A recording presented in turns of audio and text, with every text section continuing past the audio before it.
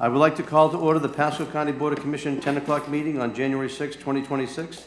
At this time, please silence all electronic devices and mute your phones. Please rise for the invocation and pledge of allegiance.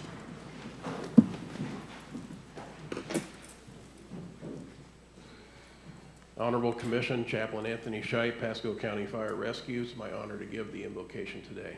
Let us pray. Almighty God, creator and sustainer, we thank you for this new year, a chance to conduct our civic business. I ask that you'll bless every member represented here today, their families. We ask for protection for our police, our firemen and rescue teams, first responders, school teachers, doctors and nurses, and children of this community. Thank you for your blessing. Amen. Amen. I pledge allegiance to the flag of the United States of America and to the republic for which it stands, one nation, under God, indivisible, with liberty and justice for all. Mr. Clerk, please call the roll. District 1, Commissioner Oates. Here. District 2, Commissioner Waiton. Present. District 3, Commissioner Starkey. Here. District 4, Commissioner Yeager. Here. District 5, Chairman Mariano. Here. Now is the time for public comment. Citizens are given an opportunity to comment on any current or future agenda item coming before the board and on other business under the board's purview. Today's public comment will be handled as follows. First, we'll take public comment from those who are here in person. Then we'll take public comment for those who are pre-registered for a WebEx link and currently on queue. We request that when you address the board, comments are not directed personally against a commissioner or a team member, but rather directed at the issues. This provides mutual respect between the board members and the public. After stating your name and address for the clerk, a 3-minute timer will be activated. A green light will be shown to you on the podium. After 2 minutes, a yellow light will indicate you have 1 minute left. When your time is up, a red light will be displayed. 3 beeps will sound, and you should close your comments. WebEx participants will be disconnected automatically when their time is up. Mr. Clerk, do we have anyone signed up for public comment? We have both present here in the room and online. Julia Bartunik. Julia Bartunik. That's for another P63. Public comment. This is for public comment. Okay, she's got done at P63. Okay. Nancy Hazelwood. Same thing. It's a new thing. Thank you. Nancy Hazelwood, 34110, a nice place. And I messed it all up, I'm sorry. No. It's good to see y'all. Happy New Year, Jack. Congratulations. And maybe it's a relief for Ms. Starkey not to be up there anymore. Anyways, I went to the meeting on the December the 15th at the Hugh Emery Library and have some comments on that. It's on the Employment Center at Blanton Road. I don't think the meeting knew its audience. First off, they put it in a room for 30 people, at least 80 showed up. Staff started with a survey and asked us which house we would want in the Employment Center. And they should have started with something about maybe asking the community if we want an EC in this way, you know? And they didn't. The questions were just not appropriate for our area. And it was at this point that I decided not to take the survey, and there were a lot of others that didn't. And the question really is, do we want a high-density development in the middle of Northeast Pasco's rural area plan, which is where it is? And the densities over time have obviously grown. Guilford's land comes to mind. We fought it, didn't win, and they added it to the employment center. So now it looks like basically the county wants to put a small city in the middle of Northeast rural. There's well over 1,000 units, commercial, industrial, light industrial. It's all approved for the EC area, and we didn't have any other community meetings on this. And all of a sudden we're here. This is your rural area. Is that what you want to do? I don't know how we're going to survive if you put thousands of houses. That traffic's going to get out, and that's what's going to destroy us. So let's do this instead. Let's find incentives that regulate and lower the densities in the area so we don't lose the rural protected area. It's a high recharge area. It's Pasco's water supply. We also have the Green Spot Swamp, the Brooksville Ridge. We're your last stand, basically. This is just one of the projects in the Northeast Rural that puts open space and water resources in jeopardy. You got some more going. You're putting a well field out there, or trying to. I don't know how that test has come out yet. And then you've got the Ayers Road coming in, or trying to. We don't need it. We don't want it. It didn't fit. Spend your money someplace else, please. I know you know about the congestion, some of the things that have been happening. I hear you all talking about a lot. Of course, that also is traffic accidents and Please wrap it up. ran out of time. But there's a lot that is going on out there, and for Northeast Rural Protected Area to survive, this has got to slow down, stop. I recommend that you think about growth across the county and try to modify it. Thank you. Cindy Buckell did not mark what you're wishing to speak to. Cindy?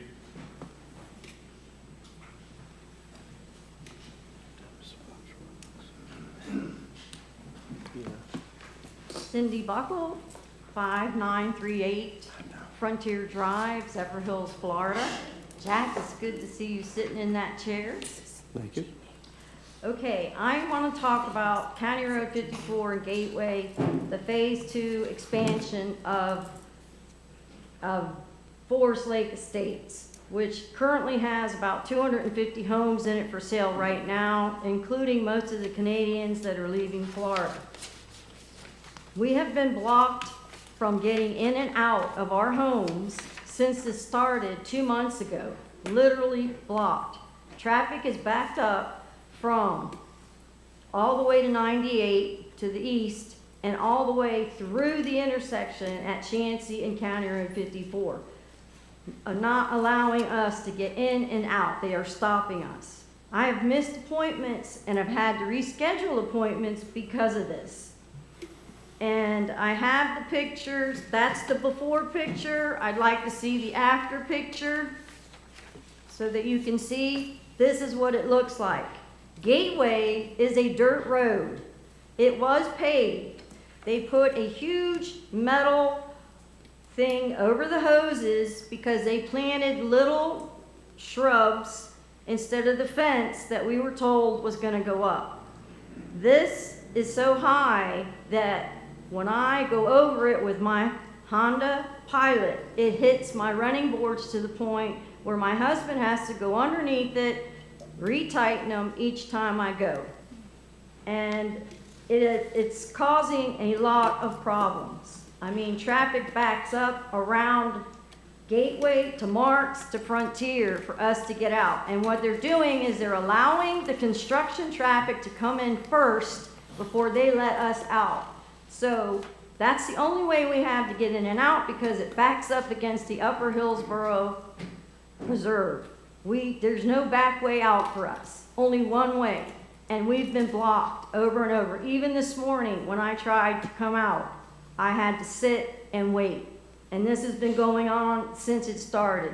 Then they're going to start moving in these huge manufactured homes. What's going to happen then? We have no way out. I watched 2 different times an ambulance try to get into the existing Forest Lake Estates. They couldn't get in because both sides of the road, there's a total drop-off that probably would have rolled the ambulance. That's dangerous. There's train tracks, 2 sets, which are both used. We hear the horns. We hear it all the time. And it's just got to stop. The other issue I have is traffic lights. I see traffic lights going up, Pretty Pond and 301. You built all of those things, the car wash, the McDonald's, the storage, and there's no way out. And you have 3 turn lights, and you do not have one going east. Okay. So I'm talking to William Poe about that, and I will push and push and push. Let me have you meet with David Allen, so we can talk about that, especially the first issue we're talking about as well. Yeah. Yeah, Right, and- thank you. He's Thank you. working on that. Yeah. All right. Is that all we have? That's all we have All right. signed up in the room. We have one online. Okay, let's go to the online first. We do not have the one online now? Okay. Okay. Is there anyone else in the audience who would like to speak and address the board? All right, seeing no one, will close public comment. Next order of business is the resolutions. Mr. Clerk, would you read the first resolution? Would recipient please approach? Resolution number 26-088, a resolution by the Board of County Commissioners of Pasco County, Florida, declaring the month of January as National Slavery and Human Trafficking Prevention Month, and January 11, 2026 as National Human Trafficking Awareness Day in Pasco County. Whereas human trafficking is a crime against a person whereby, through exploitation, an individual is compelled to work or engage in a commercial sex act through force, fraud, or coercion, thereby being stripped of their rights and humanity. This crime is perpetuated against men, women, and children of all races, ethnicities, and socioeconomic backgrounds. Traffickers typically use multiple means to control their victims, including beatings, rape, isolation, forced drug alcohol dependency, withholding of documentation, and psychological and emotional abuse. And whereas the International Labor Organization conservatively estimates that over 49.6 million victims of human trafficking worldwide, and that this crime is second only to the illegal drug trade in the terms of speed of its growth and the profits it generates, as human beings can be sold repeatedly. And whereas human trafficking has been reported in all 50 states, Florida consistently ranks third in the nation in both the number of calls made to the National Human Trafficking Hotline and the number of cases identified. In Florida, in 2024, there were 832 identified cases of trafficking involving 1,874 victims, with 167 being children. And whereas human trafficking is occurring in Pasco County, through the Pasco County Commission on Human Trafficking, our community has united to combat this horrific crime and restore dignity to survivors by bringing together the sectors deemed critical to effectively combat human trafficking, such as law enforcement, schools, welfare, nonprofits, businesses, health-based organizations, survivors, and more. And whereas, despite these dedicated local efforts, more awareness, education, and advocacy are needed to eradicate human trafficking. Every resident of Pasco County is called upon to declare the exploitation of people for profit has no place in our world, and that we will work together to restore freedom, dignity, and justice to all. And whereas January is annually declared as National Slavery and Human Trafficking Prevention Month, and January 11th as National Human Trafficking Awareness Day. Now, therefore, be it resolved by the Board of County Commissioners of Pasco County, Florida, that said board hereby declares January 2026 as National Slavery and Human Trafficking Prevention Month in Pasco County, Florida, and that all citizens are encouraged to participate in education, awareness, advocacy, and prevention efforts to combat human trafficking. Done and resolved in regular session with a quorum present and voting this 6th day of January 2026. Approve. Second. All in favor, say aye. Aye. Any opposed? All right, Commissioner Waitman. I hope not. No, good morning, everybody. Thank you for joining us on our first meeting of the year. And as always, it's an honor to have the team here to talk about what was accomplished last year, and such a collaborative effort with the Human Trafficking Group and working across all different spectrums of the county and different not-for-profit organizations. We have some events coming up this year, which I'll let you talk about, and I hope everybody will participate in. So again, thank you for your continuous work. You guys are truly a leader in this space. And when folks call our office, we say, hey, call Liana Dean. Here's her contact information. Introduce yourself. She's really, in my opinion, the subject matter expert and the leader in combating these horrific crimes that take place in our county and beyond. So honored to have you here this morning. Happy January, happy 2026. Look forward. Thank you so much, Commissioner Waitman. Thank you all very much for your ongoing support. We're entering our 12th year as the Commission on Human Trafficking, and I would be remiss if I did not thank you all for your ongoing support and the leadership that you have shown. And Commissioner Waitman, thank you for your service this last year. I'm joined today by members of the Commission and members of county staff. I would just like to take a moment to thank specifically Brian Hoban and Tracy with the county for all of their assistance. Tracy Toner, I'm sorry, I just blanked on your last name. She is my right hand. We could not do the work that we do without their assistance and support. I did just want to mention a few of the accomplishments that we have achieved this last year in 2025. And with the support of county administrators and county leadership, we were successfully able to train all county employees on human trafficking, which I think has been a goal of ours for quite some time. And we were finally able to achieve that. And it is now a mandated training for all county new hires. So that's going to be moving forward into perpetuity. So we're very excited about that. We were also able to present this year at an international conference in Orlando. Shared Hope International, which is a internationally known conference, brings people from all over the world, selected the commission to present this year. Several of the members standing before you went and we spoke. Very well attended session. And one of the results of that is we've had organizations from around the country reach out to us asking us how to set up county commissions.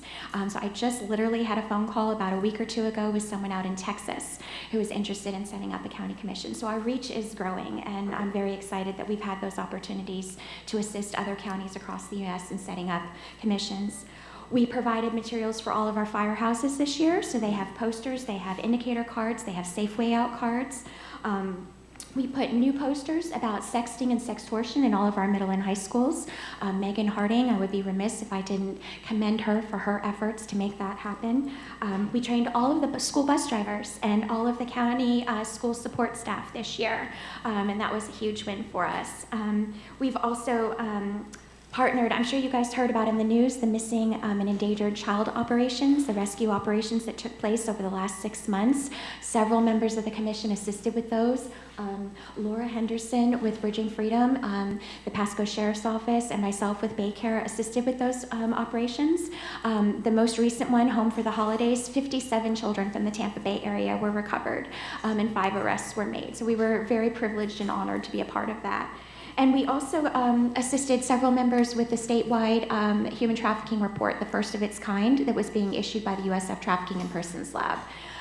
So those are some of our big accomplishments. And upcoming in 2026, we're hosting, as Commissioner Waitman mentioned, 2 events to raise awareness. They're being led by our survivor representative, Laura Henderson, to bring awareness to the issue of human trafficking. We are also going to be working with the Pasco School District to mandate training for all 10,000 of their employees. It's a state law now, so the district has reached out to us, and we will be the entity that provides that training for all all school district employees this year. We are also supporting the first of its kind Survivor Leadership Conference. Kristen Bracey, who is our commission secretary, is the executive director of the Safe Alliance of Tampa Bay, and she is spearheading that effort, and we are honored to both participate in the planning and to financially support that. It is, I believe, the first of its kind national survivor conference that's taking place in Florida, and she's leading those efforts. And lastly, I'm very sad to announce that 2 of our founding members will be leaving us this year. Ken Killian with the Sheriff's Office and Corporal Alan Milkett have both determined after 11 years of service that they'll be stepping down. And I just wanted to publicly thank them for 11 years of dedicated service. We would not have accomplished the things that we've accomplished without their participation and support. And it's personally a huge loss for the commission and for myself personally. So thank you again for everything that you do to support our efforts here and, frankly, around the state and now around the nation. So thank you so much and Happy New Year. All right, thank you. Ms. Rokley. Yep. I tell you, y'all have done wonderful things, because when I first became a commissioner, I was part of this group, and y'all made great strides. It just took off like gangbusters, and seemed like immediately you were nationally known for all the good work that you were doing here in Pasco County, and it spread out a lot. And it's still continuing, because like you're saying, you've got people noticing and asking for information on how to do this. So y'all have done it a great way. You've had a great team, and I certainly appreciate everything y'all have done. Thanks. And I forgot to mention the U.S. Marshals we're working closely with them, and their model is being replicated nationally, so we're involved in that as well. So I think that's phenomenal, the law enforcement partnerships. I forgot to mention it. Mr. Starkey? Well, I just can't say enough for all the work that you guys do. Tough work. And I'm sad to hear Corporal Wilcott's leaving, but he's been the face for me for so long for the work that you do. But thank you so much, and I'm glad that we're honoring and bringing awareness to this today. So, again. Okay, Commissioner Yeager. So, serving with you guys, knowing firsthand how amazing you guys are, and you're so dedicated to human trafficking, and I'm just proud of you guys as a board. You keep just pushing through, and you are just breaking through those barriers and getting information out to people, and it's just, somebody sees that information, you can literally save a life. So I just want to thank you guys. It gives me goosebumps. Just thank you so much for everything you guys do. Thank you all for your great work as well. Your passion shows. Keep going with great results. And just a quick question. Have you noticed any drop down between maybe the immigration policies of the current president that have slowed down a flow, or do you actually see that at all? That's not something we've been involved in, so that would be the USF Trafficking in Persons Lab. That would be a question for them. I could definitely reach out and ask that of them. They're tracking data related to that. I don't have an answer for you with that. I'm very sorry. I mean, I'm sure there's a surge in the previous 4 years with all the people coming in from over the border, and then all the issues that were created from that. But I just didn't know if you started noticing a drop down, a surge. But again, from your level, I don't know if you would, but just don't ask.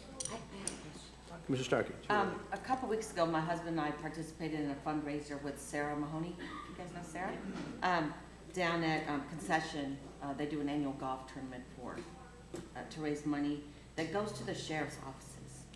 Do you know how our sheriff? Do you know what we're doing in Pasco? It's not a lot of money. It's about $10,000 or $11,000, but per county.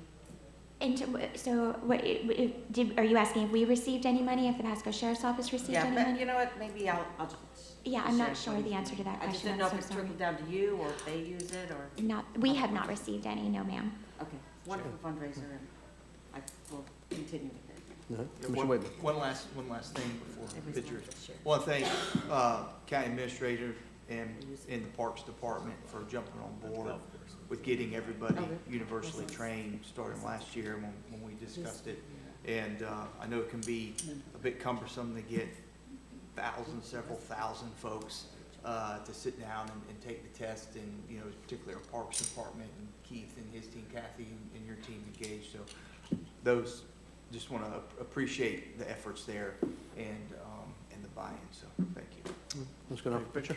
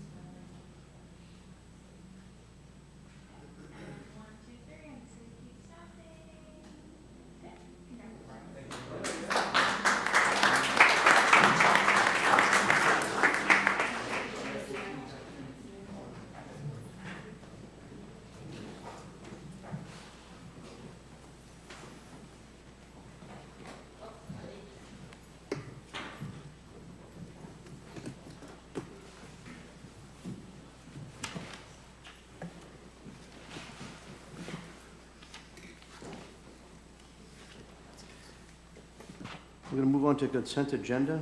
I've got 2 withdrawals and 1 to pull and discuss. Item C30 is withdrawn, C31 is withdrawn, C27 is pulled. Any other pulls for the consent agenda? Do you have a motion to approve? So moved. Second. Okay. And the motion approved for all except for item C27 and the withdrawals. All in favor, say aye. Aye. Any opposed? Okay, very good. And C27, Yes, Mr. sir. Waitman. Yes, I just pulled C-27 because it was a $42+ million item, and Yeah, so thank you, Barbara Hitzman, HR Director for Pasco County. The item is the award of the Wellness Center contract, and the reason that it is the $42 million is because it is a 10-year amount. So the average amount per year is approximately $3.5 million, which represents an increase from the current amount, but that is really because of several things. One, we have 33% additional members utilizing the clinic that is actually a 12-month increase. We have over 8,000 members that are eligible to use the clinic at this time, and so that is excellent because Jackie Carlton, who's our RN, who's really been, part of that foundation of the center, has really been educating our employees about how to use the center more, and so that is being utilized, which is fantastic. It does save us money in the healthcare plan. Remember, our average expenses for the healthcare plan exceed $50 million per year, and the wellness centers help to control those costs because they have direct, for instance, if you go to the wellness center, then we're not billing insurance companies for the doctor visits. They also prescribe prescription medication, generic kinds, no controlled substances, obviously, but they do have a lot of generic medications in stock, and so that is the reason for the amount. It was the 10-year, it's only a 5-year contract with a renewal, and I want to point out very importantly that there is a 90-day out clause for any reason in this contract. And so if at any time we were not satisfied with this contract, we have the ability to pull and remove ourselves from the contract with Marathon. They are our existing provider. They've done a great job. We started this ITN process, invitation to negotiate, back in June, essentially May of actually 2024, and we have been out to bid since then and secured finally a contract with Marathon that we have before the board now. So. Mr. Waitman? Is there, while we're here, and it's great to hear the story behind the wellness centers. Is there a plug that you want to put to any of our team members that might be listening who may be apprehensive of using the centers, or maybe not have heard that we have them, if they're listening online today while you're... Yeah, we send out a lot of information and have a lot of information on our website, but I would definitely encourage the employees to use it because, and we do cover it in orientation for all new employees, and in fact, it's one of the benefits that goes into effect as soon as you become a county employee. So even though you have to wait, the first of the month following 60 days for your health insurance, the wellness centers are available to our employees on day one, and that is extremely helpful. In the locations? There's 3 locations, and part of the increase is to expand the hours of the Dade City Center. The Dade City Center is currently open Tuesday and Thursday, but we will be increasing that to Tuesday, Wednesday, and Thursday as part of this contract. And then we have a Land O'Lakes location that is in the Hap Clark building on 41 that's open from 7 to 7 Monday through Friday and also has Saturday hours. And it also has new physical therapy services for our employees, which have been going very well. And then also the Newport Richey location is now on our campus on the West Side Government Complex, and that's open from 7 to 7 Monday through Friday. And our utilization numbers are going way up, and part of this increase is also an additional medical provider. So that's part of them. I'm glad we part of the reason you're able to keep, we've been able to keep Yeah. healthcare Mr. costs Roper. for employees. Barbara, oh, go ahead. Oh, I'm sorry. I'm sorry, Commissioner. Go ahead. But I think you've answered my question because I heard there was extended hours and there was going to Yep. be a new physician coming. So Yes. it was going to help with the extra people we have that's needing that care. Right. There's more hours they can meet that. So I think it's a great system. I think it's worked good for the employees. So. Okay. Mr. Pursuant Cabela. to Commissioner Waitman, one of the things that the wellness centers allow us to do, since we are a self-funded healthcare plan, is that does help us keep premiums lower for employees, which we've managed to do. I know for the past About few 5 years, yeah. We've kept those premiums pretty tight in terms of increases and lows. So utilizing these healthcare centers, these wellness centers, will help us continue to be able to do that. Yes, and we have additional services coming online, including registered dietitian services this coming year as part of this contract, and we really think that with the weight loss medications and things that we've put into the centers, that is really going to help us control costs, because obviously if we can get people healthier and, it affects things like diabetes and cardiovascular issues. So. Yeah, No smoking. Yes, exactly. Looking out for We have a you. big smoker discount for non-smoker discount if you're tobacco-free and vaping-free and all that. Right. Where did it, Commissioner so, Miega? did you close the one off of Ridge? And So now- the one, yeah, the one on Lemon, that's- Ridge and Lemon, Yeah. it just moved. And so now it's right on the campus in the Liberty building, on the, yeah, right there on our campus. Okay. Yep. Convenient. Yeah, it's a great, very, very convenient. It's nice to have it right there. I've used it frequently. I have allergies, so I use it quite a bit, and they've done a good job. I think it's very important to get the word out for the employees, as Mike said. The more we use that clinic, it helps keep the premiums down, and the more we can save, the better off it is. You mentioned one thing too about rehab as well. Yes. Does that rehab help us if we have any workman comp issues? Yes, Okay. yeah, actually specifically, that was one of the reasons that we brought it on board, to save a couple $100,000 a year on workers' comp and on health insurance. So we have a physical therapist now on site at Hap Clark in Land O'Lakes, and she works 4 10-hour days, and I think she's currently seeing around 20 or 25 patients, our employees. And she does a phenomenal job. And that is available for our employees, for both workers' comp, because obviously we use our centers for occupational health, and the sheriff also uses that for occupational health, for workers' compensation. And so we expect to save a couple $100,000 by bringing that service in-house. That's a great move. I have one last quick question. If you opt out of the insurance, can you still use the wellness center? Yes. Oh, you can. Yep, that's because we have a lot of military personnel that are on TRICARE or Champus, and so we also allow them, any full-time employee can go to the wellness center, and any dependent that's on our healthcare plan. Thank you. Okay. All right, thank you. I'll move approval. Second. All in favor, say aye. Aye. Any opposed? Aye. Thank you very much. Thank you. I have a 10:30 time certain for R58. Good morning, David Engel, Planning and Economic Development Director. It's my pleasure to be here today to present a funding request for AmSkills Incorporated. Just wanted to kind of lay out the context of this funding request. For many years, starting in early 2000s and then memorialized in the 2010 Comprehensive Plan and the economic element, this board has supported and identified workforce and job skills training as a vital tool that we have in the county to improve our economic base and our local economy. And in 2014, as a result of the comp plan and the policy direction of the Board of County Commissioners provided some seed funding to AmSkills to establish a curriculum, workforce training program, and secure some instructional equipment.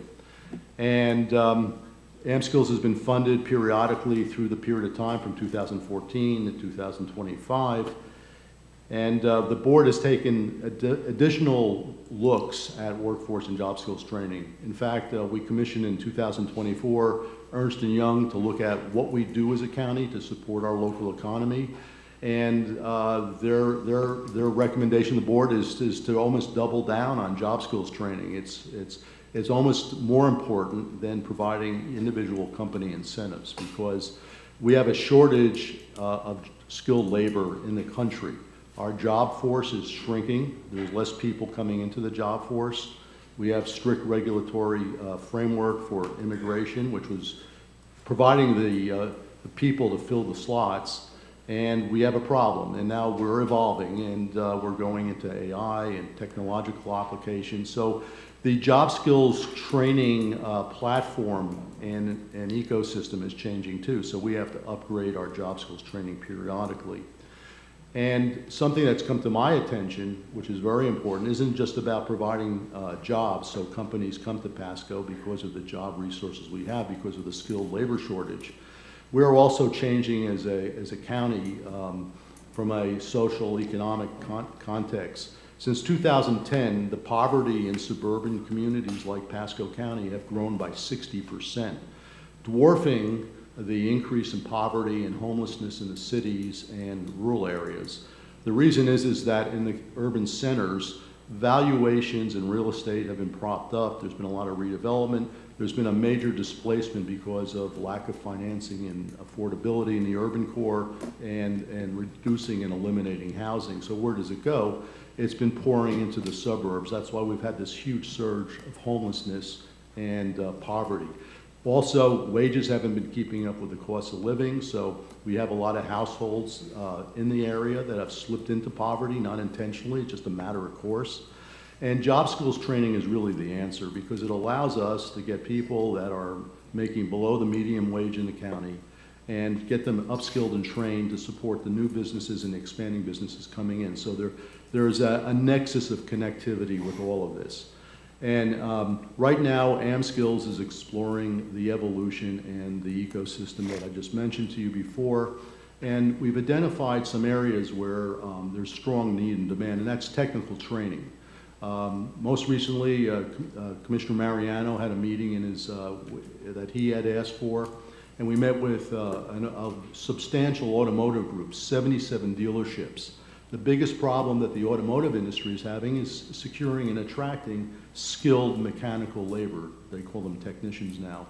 AmSkills has also identified need for helping out our facilities and public entities and private entities. There's Moffitt, there's the county, and there's the educational institutions that require maintenance staffing. There's a variety of opportunities. And thirdly, because of the nature of the evolving ecosystem, AmSkills has brought in new leadership. We have a new interim CEO who took a company almost like a Hewlett-Packard story out of his house and made it into one of our most exciting, biggest employment industries here in the county. They have a new chairman, Joe McGee, and Joe is a critical person because he's had many years of experience in publicly traded organizations like Jabil Circuit, so he knows a lot about corporate governance, he knows a lot about business plan development. And at this juncture, I'd like to just identify that AmSkills is requesting $375,000 out of the penny for Pasco. This will allow them to support the administrative and planning process to get to the next level and evolve their programming. There are stipulations here. They can't use the money for increasing in wages or hiring new people until they produce that business plan and the new product line and allow the board to review that and consider any future funding down the road.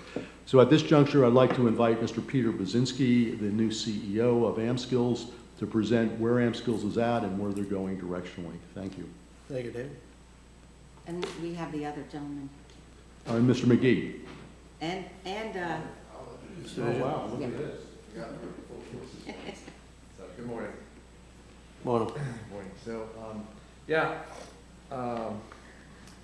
I'd like to introduce Joe McGee, who Mr. Engel mentioned. Joe has, I had to, 1993, you started with Jabil, multiple different VP positions there, senior VP, executive VP. Vigo Nielsen has been with that huge building along the Suncoast Expressway, Metro Toledo, general manager there for what, 13 years? 17 years. So appreciate the opportunity to be here this morning because this is, we're all very, very passionate about the program, AmSkills, and not just in general AmSkills, but just providing, solutions to the workforce challenges. I don't know if you guys can hear me. I have a statement prepared, and I'm going to try to wing this as well because I don't want to take up too much time. But there's a lot of important points.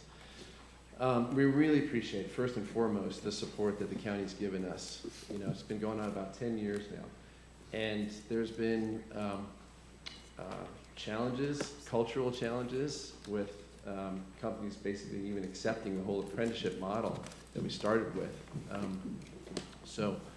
But we've been pushing through that. The county support has helped us to develop strong programs and a really great facility. We've developed boot camps, which is basically the high school and homeschool programs, as well as the internships developed for Pasco utilities. They made a great impact on people's lives and also helped show high school kids that there are alternatives to college. The impact of taking an at-risk person from an unproductive existence and giving them the confidence to seek and obtain employment in manufacturing is not only a benefit to that person, but also his or her family, kids, the employer needing help, and the country. It's amazing to see how many people we've touched and just given them hope and just taking them off of at-risk situations, possible incarceration, et cetera, and they're productive and buying homes, et cetera. But over the past year, AmSkills has experienced a significant transition. Several major grants concluded, funding availability declined, and employer contributions were delayed beyond state timelines, resulting in the reallocation of previously approved equipment. So in response, AmSkills implemented leadership changes. As Mr. Engel mentioned, I came on as interim CEO. Interim may be 6 months, maybe 3 years. We'll see what that is. Oh, that's the first time I heard you say that. Is this being recorded? Is this on record? This is live and taped. So, well, the passion is definitely there. So for this, between all of us, and the other major change that we did is we restructured the board. Basically, the board, we've always had a board, but we've said, okay, we need a really active board. Joe was very instrumental in helping with that. He's been involved in multiple 501c3s. I can't use this word because we're recording, but he's a pretty stickler for organization and holding people accountable, and that's exactly what we wanted. So I appreciate you taking that role, Joe. Vigo has been tremendous in weighing in countless hours over Christmas, everything. There's a lot of deep diving going on recently. We did a focused review of all the programs that we were offering, and looking at financial stability, sustainability.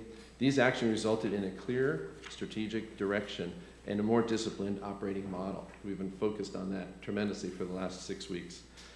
As a result of this review, AmSkills narrowed its technical training strategy around the industrial maintenance technician pathway. You're going to hear that a bit here, because that pathway provides a broad, transferable skill base applicable across manufacturing, not only manufacturing, but also across utilities, public works, stormwater, healthcare facilities, maintenance, and other infrastructure-related industries.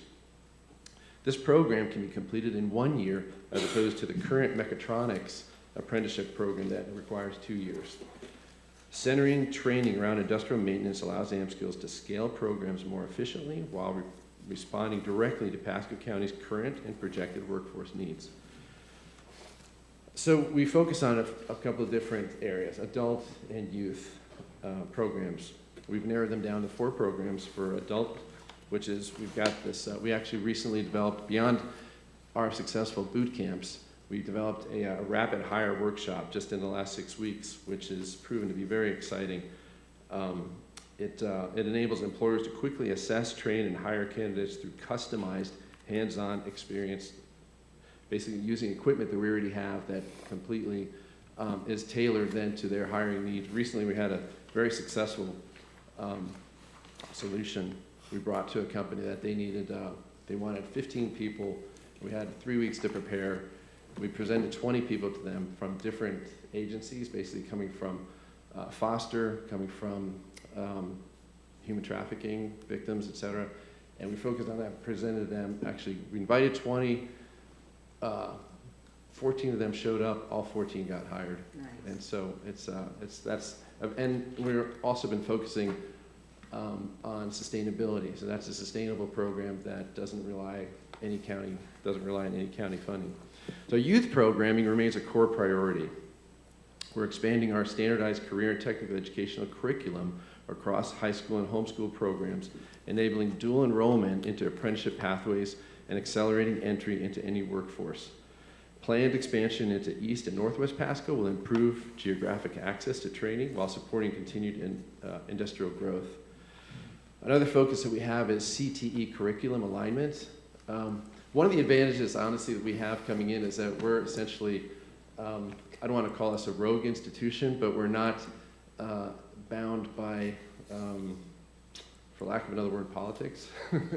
in essence, though, that we can actually question, okay, why is there, for example, why is there no curriculum alignment, with CTE across the different school systems? And if we could do that, we're actually pushing to do that now. And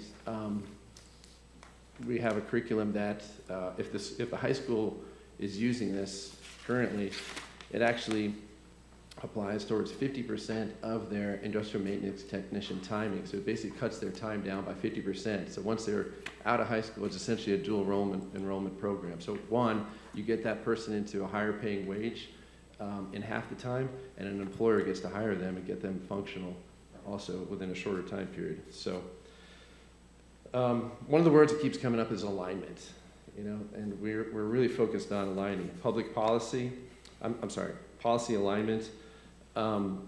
This investment directly implements policy 1.1.1 of the economic element of the Pasco County Comprehensive Plan, which calls for the county to coordinate with and support economic and workforce development, partners to achieve workforce alignment. AMSCIL is exactly the type of partner envisioned in that policy. Strategic consistency, as Mr. Engel mentioned, the Ernst & Young Economic Growth Program strategy emphasizes workforce alignment as a prerequisite for quality growth. AMSCIL provides the execution arm of that strategy, connecting employers, training, and residents in a coordinating, results-driven way. I would say that's probably our biggest differentiator. If somebody asks, who is AMSCIL? What do we do different than a vocational school? Well, our difference is our industry connection, and with teaching the practical skills, not just at AMSCIL, but also engaging the employer as part of the educational solution. That is really our focus. So, so it's also understandable if some of the commissioners are asking if this is good money after bad. We're here to tell you that that is not. And the funds spent until today should be considered the investment that we should now start to see the return on, and we are seeing the return on. The journey has been with more twists and turns than expected, but we have learned a lot and also helped a lot of people and companies along the way. So the bottom line, the financial investment in AMSCIL directly implements the county's adopted economic development strategy and comprehensive plan by strengthening workforce training capacity in high-demand technical and skilled trades. The funding is non-recurring, tightly restricted, fully auditable, and structured to deliver measurable workforce alignment outcomes while protecting public funds and limiting county risk.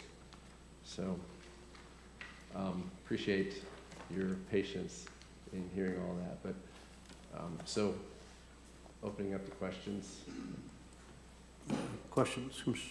Well, Mr. Starkey. I want to thank you guys for coming today. I don't know if Joe and Vigo want to say anything, but I can tell you these guys have given up a lot of their time over the last 6 weeks. I know I've heard, especially from Joe, about these 8 hours meetings, realigning and kind of refocusing AMSCIL.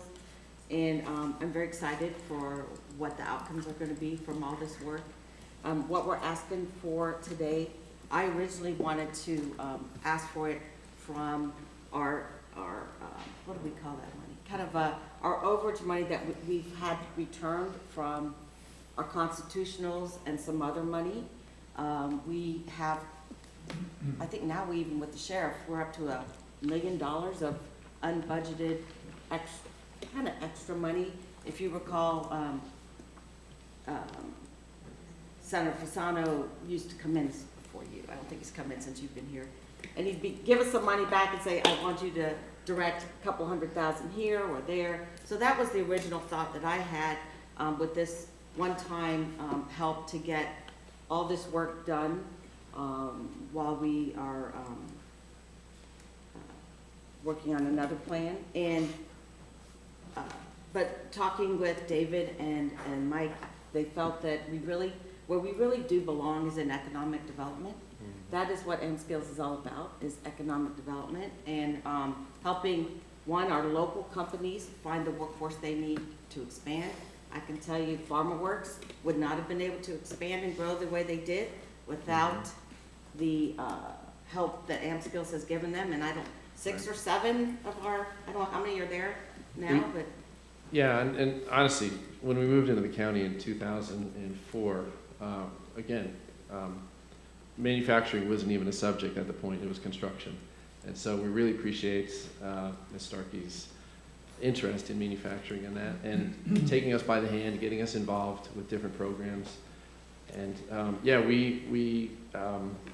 so I've seen the European model on apprenticeships, and we actually were working on a program internally before even AMSCIL started, then we got involved in the beginning. But we have amazing rock stars that come through the program. And that's something that we understand it as a company. Other companies don't necessarily, their role in that.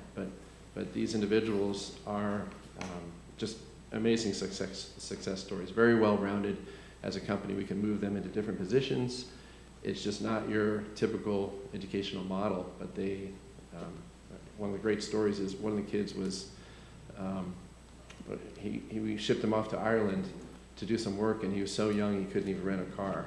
Yet he was teaching other seasoned individuals on This is one of our high school mechatronics. graduates that, who at, what, 21 years old, had been to I don't know how many countries, working on farm works equipment, repairing them overseas. Amazing Yeah. opportunities. That's for our amazing. kids. It is amazing. So, The other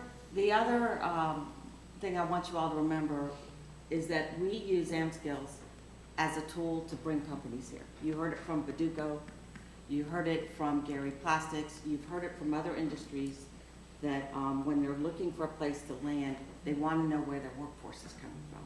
So it's such a powerful story for us to be able to tell that we have an opportunity here where we can customize training or do whatever it is that they need in order to help their workforce grow. And that's how we got Mettler Toledo here.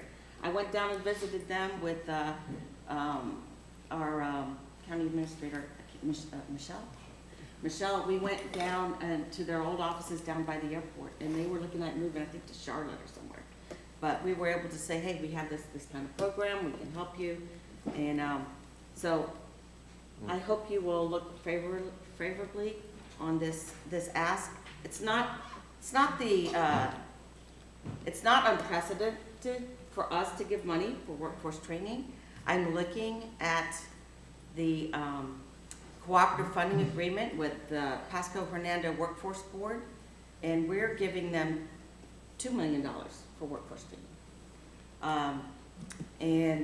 That's on top of millions of dollars we've given them in the last few years for workforce training. So we also give money to PEDC for workforce training. And I would stand up every penny that we spend at AmSkills to train someone versus, the return on investment versus the other folks that we give some money to. So it's a very important part of what we do here in the county, and And may I add also as well, we're actually excited about this shift because we've done a deep dive, and I can tell you the passion from the board members that are here and others.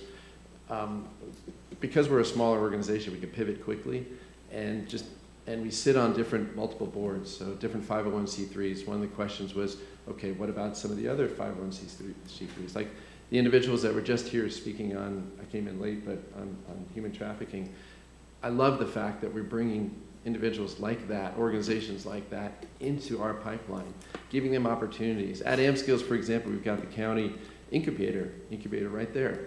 And we're bringing these individuals in, learning skills. They can start a new career right through the program and bring them in, whether they're special needs individuals. Joe is extremely passionate about bringing that in, as I am as well, giving them opportunities for growth, orphans, and that's basically, it's very interesting and exciting time, I believe, if you're, from what, maybe the way that AmSkills has been operating to how we're looking forward to making a move forward as well. So I don't know, Peter, Joe, if I you could, want any words to say, or Peter, if I could, yes, I want to talk, and I definitely want to hear from the other Joe and Vigo as well. we're very grateful. So I'll say I met you back in 2004, and at the time I was on the Tampa Bay Partnership, and they had a shortage of 32,000 jobs just in the area.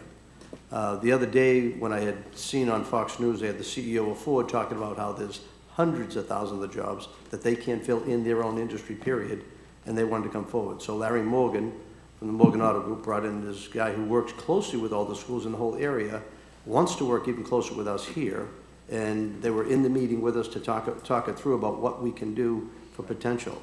As well as that end with auto dealers and those technicians, which I think is a critical thing for us to take a look at, and opportunities to get them to help fund and participate, in which they do now anyway. You got air conditioning, plumbing, electrical, all things that we can go in. And I'll say the building you have down there, you've actually got space off to the side as we looked at it, and they were very excited about this. If you've got someone in from human trafficking, you may have someone who's coming in from overseas or down up north that are trying to move down here. They need a place to live while they're going to get trained. And I think if we look at closely at that community development block grant disaster recovery money, we could say, let's go put a building there, maybe some one-bedroom units, maybe some two-bedrooms, 3 bedrooms for those with a family that are trying to make a move and try to create a career for themselves to come forward. I'm looking forward to that to be funded separately so it doesn't affect what we're talking about here today. But again, it'll make it better for us. And I think if we do that, that makes a statement nationwide about here's what Pasco's doing. If we're going to try to recruit, it's another big thing. When we first looked at the penny for Pasco years ago, there was nothing in it for economic development, not a mention. It was about transportation, some other infrastructure, helping the courts, the sheriff with his vehicles, and it helped with the school board. That's what the focus was. In the second round is when economic development came in. I was very happy to see it. I don't know where the push was coming from, but I was asking for it, and it happened. So whatever it was, the forces going on, it was great to see it come in. State statute to allow it. From the first penny to the second penny, state statute added economic development as one of the things you could do with it. Yeah, so that's what's triggered. Okay, so anyway, so trying to make it happen, there it goes, magically coming together. So with all that said, there's so much future going on.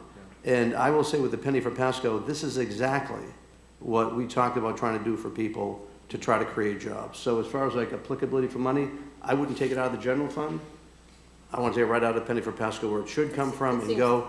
And I'm looking, I want to hear more from you guys from the things I just talked about to even what more things you can do. Not only just like today, I want to look at the long-term future, what we're going to do to bring more jobs, train more people, improve our workforce. And like Dave Engel said, take people living here right now and let's get them out of poverty by giving them good quality training so they can get good jobs. If you would elaborate on that, I'd appreciate it. Oh, it's all about exposure. You don't know what you don't know. And we've got career advisors sitting in schools that are advising our students where to go, and they never set foot in the industry. So we host them at AmSkills. We give them tours of local companies, advising them, exposing individuals through our boot camps. For those that may not know what a boot camp is, essentially, it's a 2-week job fair where they're learning different skills and they're being assessed, and an employer is invited to be involved, and they get basically they get interviewed at that same time, but it's exposing them to skills that they may not even know that they had. So I don't know who else is doing things like that, and it's just, you know, Jack, you're thinking much bigger than we are even right now, you know, for what the opportunities are out there. But the fundamental foundations that we're teaching through industrial maintenance technician, it applies across the board. Troubleshooting, who knows how to do that these days? You know, everything is, you know, we're throwing things away, nobody's fixing things, and nobody's teaching that. And so that's where we're tying in industry to be that educational partner besides us. And that's really the difference, is really providing those fundamental foundational skills. So one of the things that let me just say this real quick. To remind everyone is that we have expanded this year into 3 high schools across the county. We are in Angeline, and we are in Kirkland Ranch, and Anklet High School, and working with Zephyr Hills and folks over on the east side about how to bring manufacturing training for all those companies that are starting to set up on the east side of our county. Yeah. So. Yeah, Commissioner Wayne. Yes. Yeah. So this is gonna sting a little bit. Okay. But before I start, you have no more passionate person, and I wholeheartedly mean this, Commissioner Starkey. Commissioner Starkey brought this thing to Speaker Weatherford back when Ralph and I worked for him a long time ago as a passion project. Right. And the amount of work and passion and time that you have in building and helping to build and capture funding and everything that's made AmSkills a reality is commendable and honorable and fantastic. And I know it's a passion project for you, and I'm sensitive to the remarks I'm about to make, and it does not negate the work and the leader that AmSkills has had of Commissioner Starkey. Right. And so I'll start with this. The road to hell is paved with good intentions, meaning good intentions alone aren't enough. Actions matter, good intentions without follow-through can lead to negative outcomes. Highlighting the importance of doing rather than just meaning to do good, which AmSkills has done. Seemingly, AmSkills has been a bad deal to the taxpayer at all levels of government. This county alone has given over $2.2 million to the organization. Still owes our county $150,000, owes our taxpayers $150,000. I do not know how much money that this organization has received from the federal level of government. I do not know if the $2.2 million includes CDBG funds that has been given to this government. I don't know how much the state, aside from what the initial appropriation was 10 years ago, has given to this organization. The intentions are good. It's an upside-down investment for our county taxpayer, and this is a bailout. Let's just say what it is. It's a bailout, and gentlemen, I commend you for the work that you're trying to do. But there comes to a point we have to look ourselves in the mirror and say, this juice is not worth the squeeze. I don't know what the answer is. It's tough, right? And this is a tough conversation to have, because in my 3 years on this board, every pot of money that a not-for-profit organization apply for, I've seen AmSkills' name. And somehow AmSkills has gotten there, and sometimes they don't even fit within the qualifications, but I see AmSkills' name, which leads me to believe and question that its appetite for funds is greater than the output. We've never been told how much we've paid, all the public dollars alone, how much it's cost per head just for the training, how much the public has paid for the folks that have just received a job. It's been probably a very significant dollar amount, as much as probably what a 4-year degree probably costs based on my estimates. Incredibly high. And so I'm incredibly concerned with giving the organization any more public funds. 3 years, AmSkill was supposed to be off the government dole when it was founded. We're 10 years down the road, and its only reason to survive is off the public. And that tells me that's not a successful not-for-profit. You're a not-for-profit, but you're a business. And you're relying solely upon the taxpayer to keep you afloat. While your intentions are good, we're all business people here. That investment concerns me, and it should concern our taxpayer and the return that we are not seemingly getting on that investment. And it's not due, I don't understand.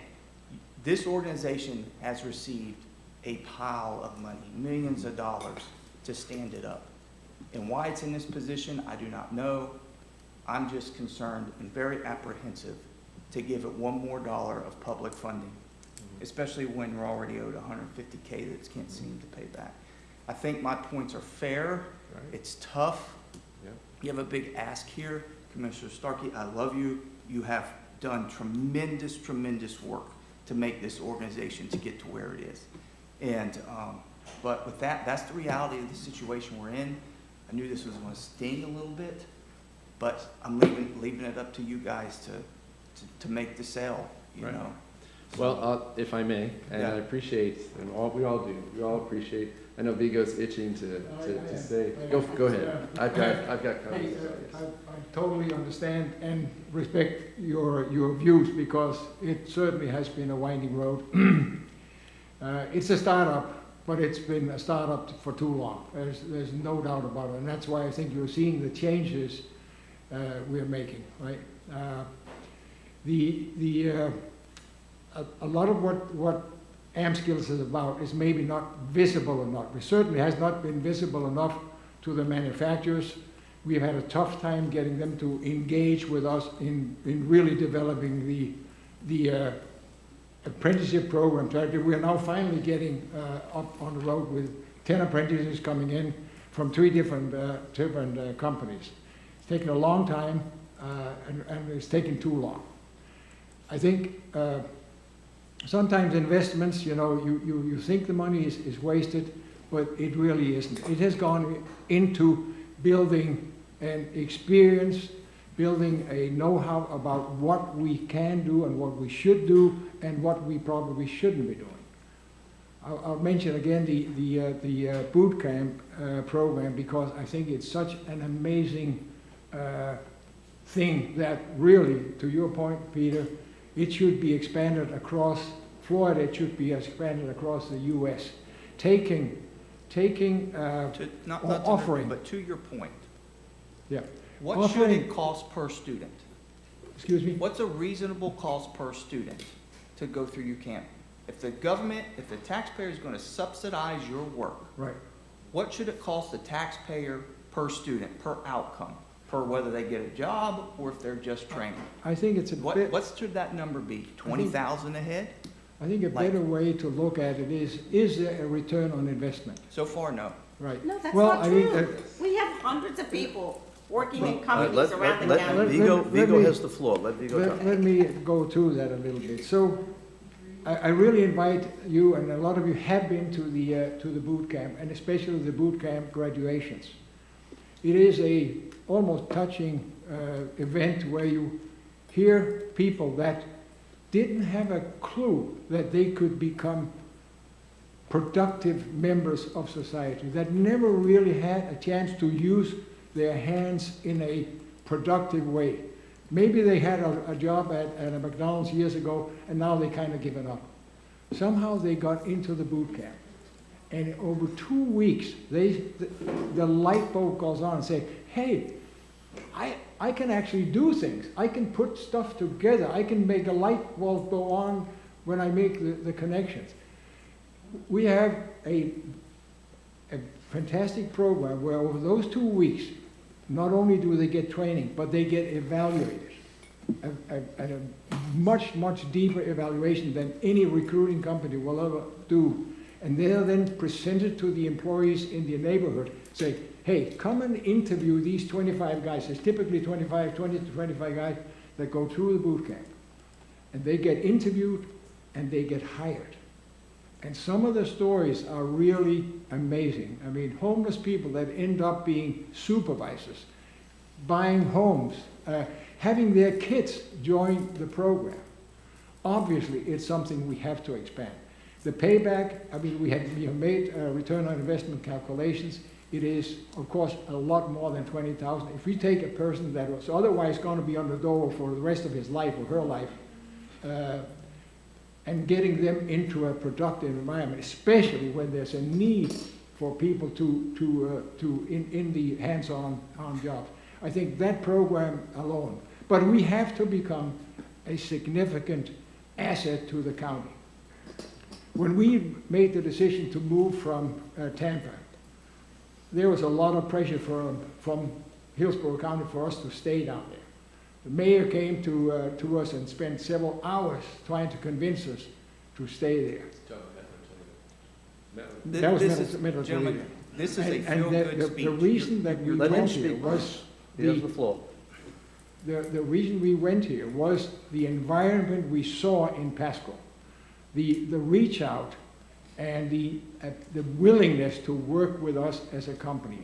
At that time, we didn't use AmSkills very much because there was, this was several years ago, and AmSkills were barely getting on the board.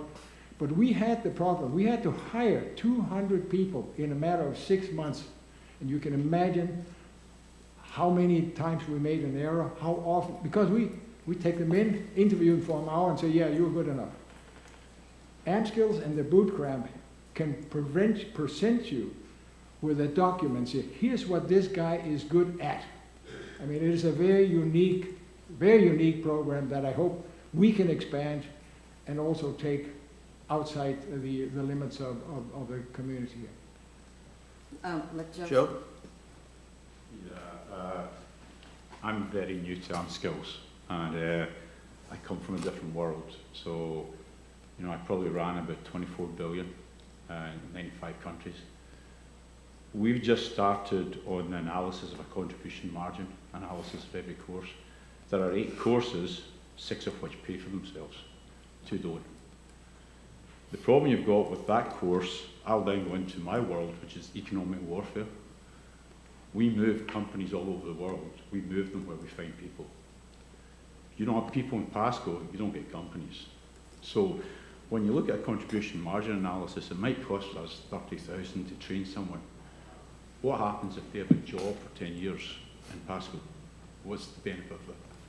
We don't calculate that, but you should be. That should be your economic development plan. So we don't have, I think, an analysis that says this is the benefit of this training to you and this community for this period of time. We owe that to you. We should have those metrics. We don't. Actually, Joe, if I could, I think they did. I've got some data from when we were down there at the seminars, the Yes. graduations, and matter of fact, the banquet. And just to help you with that, because this was what was on the sheet. Okay, the Manufacturing Jobs Program, 5-year economic impact. Jobs created, 192 people. Retention rate, 80% retained. That's huge. That's huge. Workers retained, 154 people. Annual wage, 36,000 per worker. Total wages, 16.34 million. Industry multiplier, 49 million. That's the economic impact of what we put into it. There's a pathway program. They've got a credentials issued, and you guys might be able to help me because I'm just reading from what I see of a picture. It says, I think it's NC3, 1,152. NIMS, 115. Ready to Work Florida, 92. MSSC, 57. Select Automation Certification Alliance, 51. Now, you only know this if you go and see. And I'm going to tell you, I'm glad you're giving Commissioner Starkey all the props. But as I said, I met Peter back in 2004. We were down at Coastal Quezon. I was the representative from the Board of County Commissioners. She was a school board representative. We were both fired up on it. And one thing I've learned in life, when you get someone who's pushing hard at something, and especially on this board, you just fuel that person, give them encouragement, let them go. So when she took the reign to go push this for economic development, going to see you guys, I let it go because I knew she'd be able to drive it. And what she has done is not only good for the board, but think about the individual families. One of the people that was there for the utilities workshop that we had, there was a father that was there. His son had just graduated. The father had just taken the course because his son encouraged him. His job was on the line. Maybe he'd keep the job, maybe not. His father came in and got the training too. And now he's got a better future than what he would have had. What we're doing here is creating jobs. And I'll tell you, Seth, think about what I told you. When I started off, Tampa Bay Partnership, they don't want a part of anything, right? They just want to help jobs get created. And we had that shortage, 32,000 jobs years ago. It's even higher. We've got Ford that wants to come in the mix. We got all the other people that want to come in. These three right here, these are three superstars. If they say we want to see it, just with what they've got for a resume, you should be jumping on board 100% saying, let's go, we're going to hit these leaders, we're going to go. And I'm going to tell you, I'm not even stopping here. I'm looking to help them expand. The Hudson area that needs the jobs that Gary Plaster's worried about filling, we filled them all up. I want to go take that industrial park up in Hudson and Hicks Road. I want to go put AmSkills right in there, which is right near 2 high schools, 5A and Hudson, where they can actually go train, work with the school system to come in. What we've got here is a gem. What we have is 3 tremendous leaders. We need to get behind these guys. And your people voted for economic development. And you can just, by that data I just showed you, that alone says you're getting return on investment. And the people said they wanted jobs, they still want jobs. Chair. Commissioner Waitman. So I appreciate the passion and the debate. I agree with everything that everybody is saying. I agree with the niceties and the feel-good stories. Put out on a spreadsheet. That's what I'm down to. I'm boilerplating this investment. And how long are you guys going to stick around to manage this next chapter of where we're at in this program? You're solely, this is a government, Pasco County, pretty much like EDC, we're 80% of their budget. You're essentially working for the Board of County Commissioners. You have a little bit more flexibility, right? But we're funding the operation. Our taxpayer is funding the operation. The metrics, I, speak for me, want to start seeing outcomes, what it costs per head. What's it going to, why isn't if this is so great, why is the public sector outfunding the private sector? Where's the skin in the game from the private? Just like in North Carolina, the consortium, that was privately done, and that was the foundation of AmSkills here. That Which gone one? and looked Which at- one? In North Carolina, 10 years ago, the Oh, consortium in North Carolina. well, those were, Those were German companies. privately funded, not publicly funded, laser focused on their needs. You guys, the not-for-profit business, not you guys, the organization is relying on the public dole for 10 years after a 3-year commitment to get off. Sell me, you only need 3 votes, so it doesn't matter. But sell me the fact that why isn't the public sector jumping in, or the private sector jumping in like the public sector is, and why you continue to need funding. I know the niceties, but the metrics have to be there. I'm not saying no to your funding request. I'm just laying it out there because it's been 10 years, and you've seen things over the course of time that make people raise an eyebrow. And I want to have confidence, and the new leadership team is going to be around, is going to take. And I'm a stickler. This is no secret the way I am in not-for-profit funding and the taxpayer money. I'm a stickler. I'm not exciting. I know I upset people, so this is not new. You're not alone. But there needs to be some safeguards and some parameters here. Right. And quarterly updates, something needs to happen, and a true commitment from you and your board members. Yes. Because it's gone on for far too long. Absolutely. Peter, before you respond, I want to just touch on something real quick. I want you to think back to when we, and I'll go back 20 years. When I ran, first time, all about economic development, constituent service. That was it. I focused on that. Want to see industrial land preserved, want to create jobs. I put myself on, all right, I asked to get on, I got on EDC right off the bat, and we set all those employment centers all around to create jobs. All the corners of I-75, Suncoast Parkway, US 19, where we could try to create jobs to come into this county and stay. Those are the quarters we're going to focus on. When we're on there, the EDC was funded privately. The county put money into it. When we got the economic development money, the EDC wanted to make sure that they kept the funding the same and they brought in more private money, and they did. But over years, we've still increased the money that you've been part of all the way through. Yep. So EDC's been on the dole for at least 20 years, and it's probably like 30 years by now. So they're on the public dole, and they're getting a lot more money, and controlling a lot more money. And I say, you want to step away from that? No, no. No, stop. I'm talking right now. You just talked about how they're on the public dole, et cetera, et cetera. Well, EDC's done, PEDC does the same thing, and they have no sign to go off. And they're not going to go off, and we keep approving the budget to go through because they're creating jobs. That's what the people voted for when they voted for the penny for Pasco. Second time, third time. They want to see it. The people said, I want jobs. And if we get a vehicle that EDC is working, doing a great job, beautiful, and they are. These guys here not only have done a very good job, and as I say, what I just saw was on a billboard that's in there when you walk into the AmSkills building. It's right there every single time. I didn't just go pull this thing up. It's right there to show you what they're doing.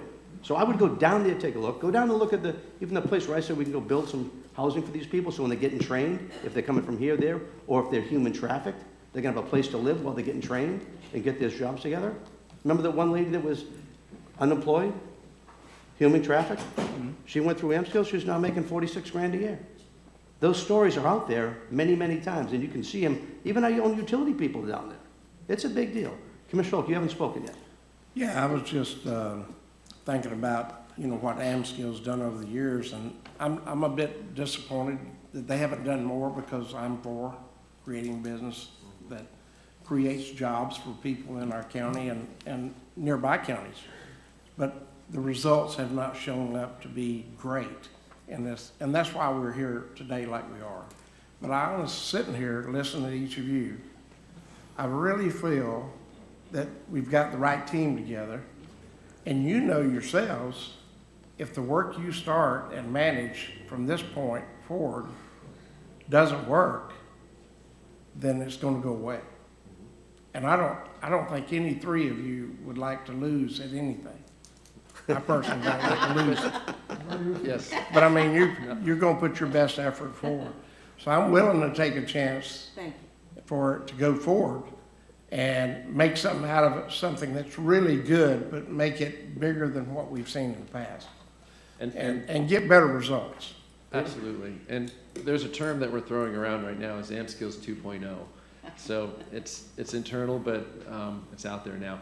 And Commissioner Waitman, we totally understand. There's been a history, which there's a reason also that we're here now and we're heavily engaged. We have nothing to gain individually for this, but there's a reason that we're standing here, because we see that the direction, not only for the county, but the country, the way things are going, it's not working. I will tell you this, there's an organization called PMMI, Packaging Machinery Manufacturers Institute, and they basically, it's one of the largest organizations out there that deals with, basically they say anything around the room has been either packaged or processed.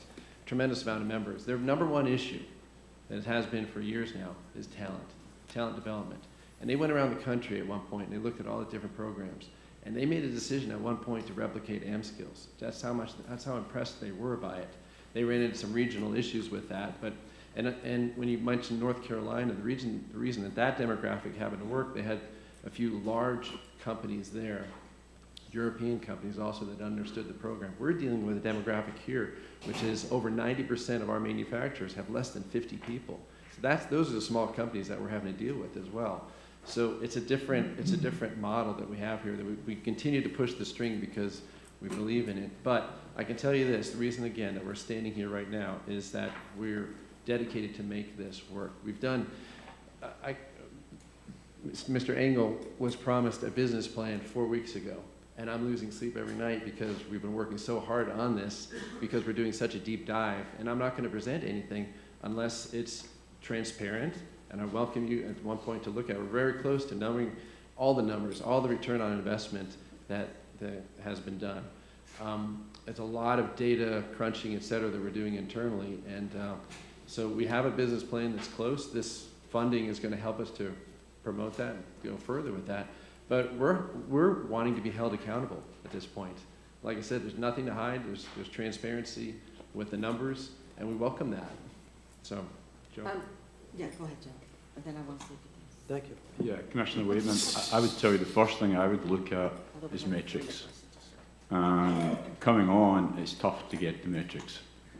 So there's the first issue you've got. And tying those metrics to what is the benefit of that investment. I could argue with you that we could be here in a quarter's time asking for more money because the economic development benefit of what we're doing is so significant you would want to fund it. But we have to prove that to you with metrics. And right now we are struggling to find those metrics. So that's what we've been doing for the last 4 weeks. We're almost there. We've gone through every course, looked at contribution margin analysis, figured out which ones are profitable, which ones are not. The ones that are not, why they're not. Where's the funding coming from? We've looked at donations. We've got people offering us substantial donations, but it's not sustainable as a business plan. Right? You've got sponsorship. So there's elements, there's pockets of different funding that come. One would argue the largest beneficiary of this investment is Pasco. And if it is, you should pay. As simple as that. But we have to prove it. We have to prove it, and we have to convince it to you. Because you guys have money to spread around to create economic development. Which one's giving you the best bang for the buck? Chairman? Wait, No, I was. Real quick. I was. Hold on. Commissioner Yeager hasn't spoken yet, so Yes, I'm going to let she her can go. I asked to go after him. That's fine. hey, so how long will it take you to get the rest of this data together? We're literally, I'd say, we've been working throughout the whole Christmas holiday, even on.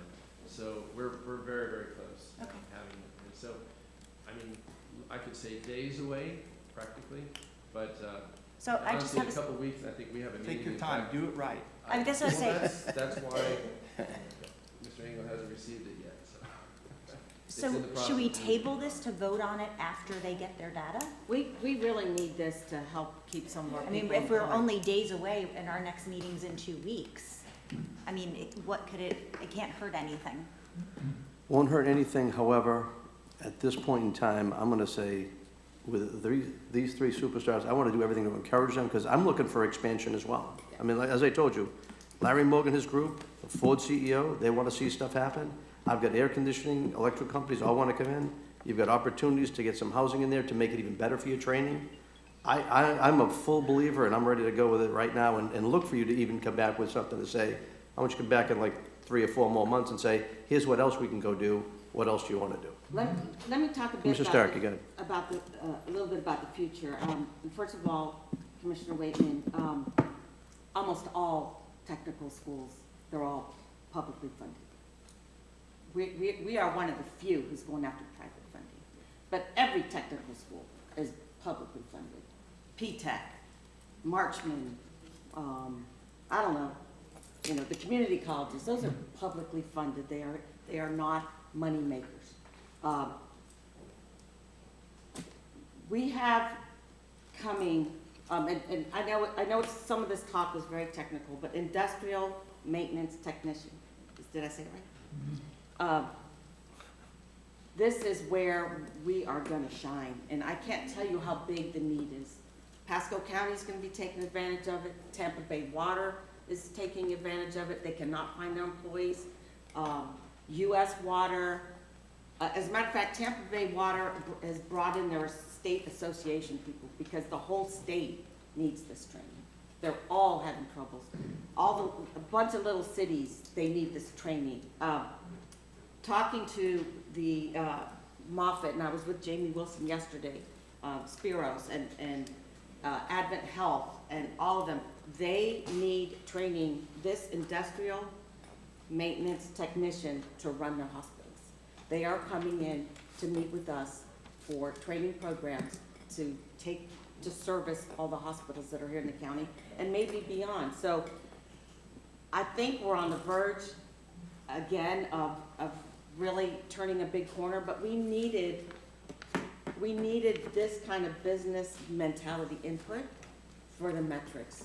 And I am so confident in this team and what the future holds for us. And as far as funding goes, I want to remind you that we have the CDBG DR money. Part of that money goes to economic development, and we have been working with Kathy and Chuck, and we will compete along with anyone else for that economic a little part of that economic development money. And I believe that is going to be the big bridge that doesn't affect, that helps us move on and get these programs set for the east side, west side, for school children. So I'm really excited about this next year. All right, Commissioner Waitman, then Thank you. Commissioner Robles. So, Commissioner Mariano is right, for the record. When people voted for the penny, people voted for economic development. They did not vote to have their money wasted, mismanaged, and misspent. That is what they did not vote for. No. No, I'm speculating. It's not fair to say, no, I cannot let it sit, No, say it was mismanaged. Generally, I'll give it a chance to come back. That is an opinion. Generally speaking. It has not the been tax- mismanaged or wasted. The taxpayer. None of it. The taxpayer expects us as their fiduciary to ensure accountability on every dollar, every cent this government takes in and how it is spent. So Commissioner Mariano threw a little punch at me, which is fun from time to time. I love our sparring days.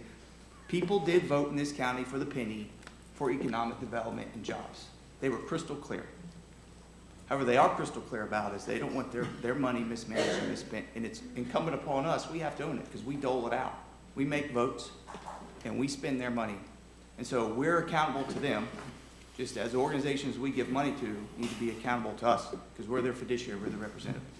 So I just wanted to make that point clear on the record. And, you guys have come a long way. AmSkills has been here a long time. It's established. Its name is known. People have really put their blood, sweat, and tears into the organization. And, I like Commissioner Yeager's point to wait a couple more weeks if that doesn't hurt you guys to see what your findings are before the investment.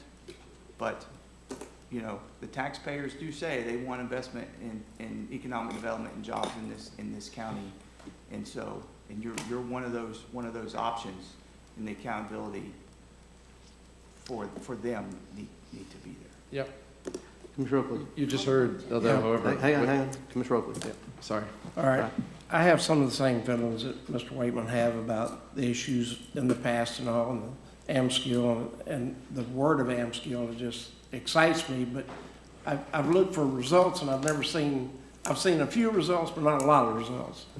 But the fact of it is, I think you got the right team together here, and I think it's better for us to move forward with a motion, and I'll make that motion, that we approve this with the stipulation that he bring to us a plan ahead that David Engel and administration agree that fits what we want to happen in this, and that it move forward. When that plan gets ready, you present the plan, and if it falls in line with everything we're asking for and what the safeguards in there to protect the money and actually protect yourselves and what you're doing and being able to do the right thing, I think we should just continue then, just go forward. All right, so we have a motion. I second that motion. All right, any further discussion? Mr. Chairman, just to get clarification, that includes the authorization for the chairman to execute the 2 original agreements that are in your package that would create that fund. Correct. Yes. Thank you. Motion and second. Any further discussion? I just want to say under discussion, I don't mind approving the money if we wait just 2 weeks and see what the numbers are. That's all I'm asking for is for 2 weeks. I don't think that's a make or break. I don't think that's much to ask for, 2 weeks. And I'm going to say the reason I'm going to call for the vote and we'll go with the vote is I have so much faith in these guys. The AMSCIL's mission, I think, is going to just elevate and go stronger and stronger. All in favor say aye. Aye. Any opposed? Nay. Reluctantly,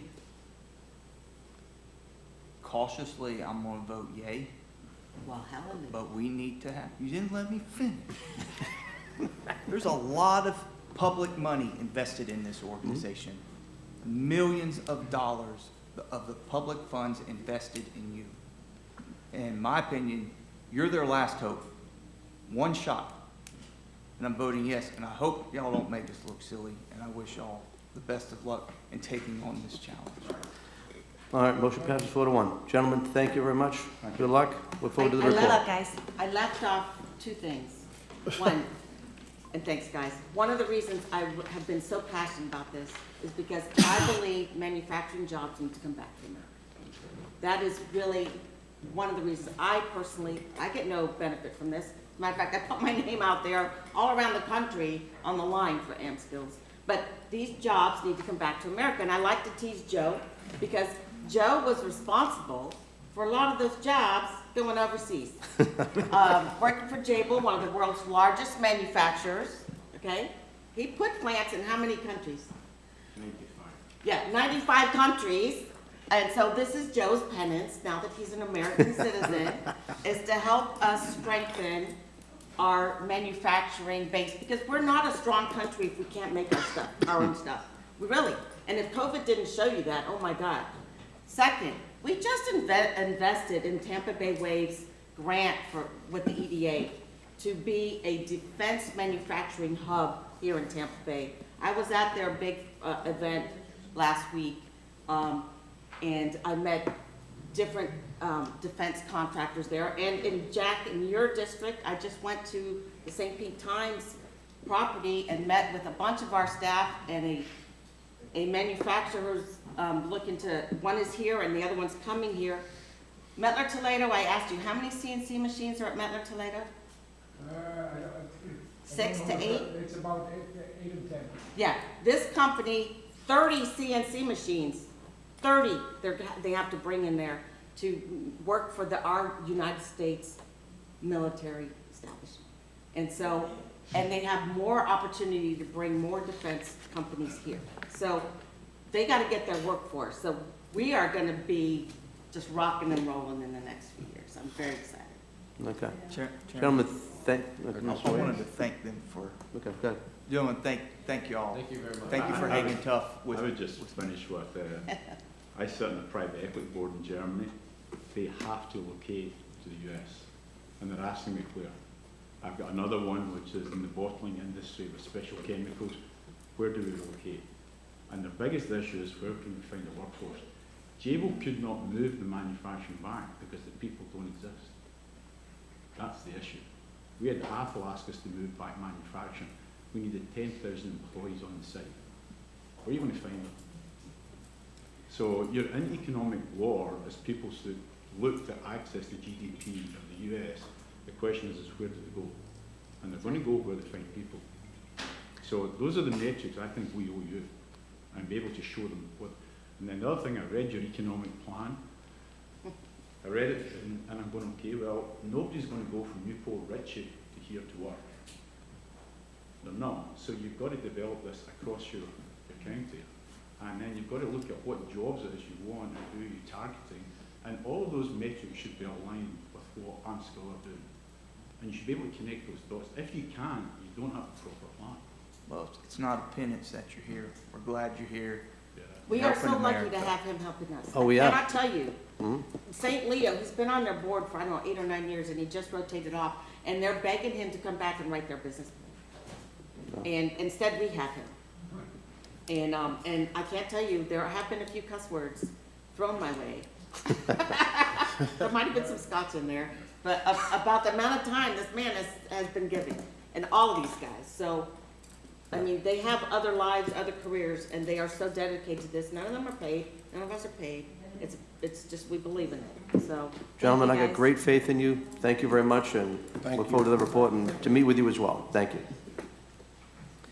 Next item, R59, federal lobbyist discussion.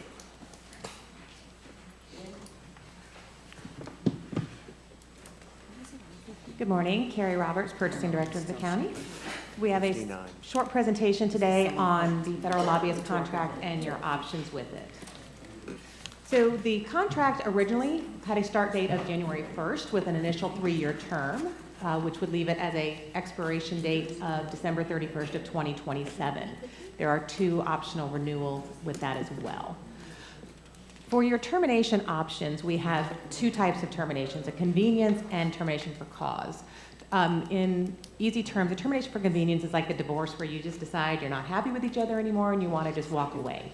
A termination for cause is when there's something that has happened that is causing that rift.